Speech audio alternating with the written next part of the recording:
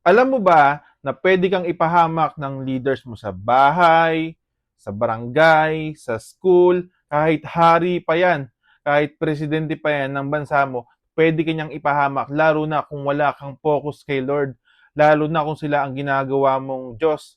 Basahin natin yung istorya ng tatlong hari na inutusan ni King Herodes. Sabi niya sa tatlong hari, pagkatapos, sila ay pinapunta niya sa Bethlehem na ganito ang bilin.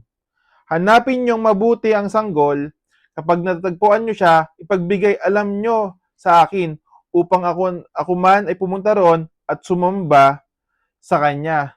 Yun, napakaganda ng sabi ni Haring Herodes, sabi niya sa tatlong hari, sabi niya, sabihin niyo sa akin ha, pag nakita niyo na yung sanggol para pumunta ako doon at i-worship si Lord. Pero, anong nangyari, buti na lang, yung tatlong hari na yon meron personal na relationship sa God. Kundi, syempre, tayo tao, hari na yung nag-uutos. Ibig sabihin, possible na susundin natin yon kasi leader yun eh, makapangyarihan. Kapag hindi natin siya sinunod, possible na baka patayin tayo, or tanggalin tayo sa trabaho, or something, pati pamilya natin, ipahamak niya, no? Kaya buti na lang, sa context na to, merong personal relationship yung tatlong hari na yon kay God. Kaya nangyari, ginaid sila nung sa panaginip, sabi sa kanila, bunta tayo sa Matthew 2 verse 12.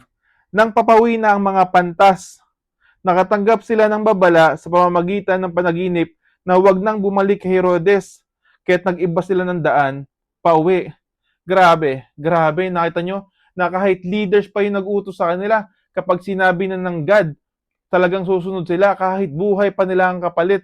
Ang nangyari, hindi nila sinunod si Herodes. Ang nangyari, sumunod sila doon sa way ng God na mag-iba ng daan. Ganyan din tayo. Kaya wag tayong basta-basta mag-focus sa leaders natin. No? Lagi pa rin dapat tayo mag-focus doon sa God na nabigay sa atin ng leaders. Hindi ko naman sinasabi na wag kayong sumunod sa mga leaders nyo. Pero wag nyo siyang gagawing Diyos. Yung mga leaders natin, wag nyo gawing God. Kasi mismo, sila mismo, pwede tayong ipahamak niyan. Sabi niya, i-worship, di ba? Pero sa deep inside, ang gusto talaga niyang gawin is patayin si Jesus Christ. Di ba nakita nyo, di ba? Mabulaklak yung mga sinasabi nila.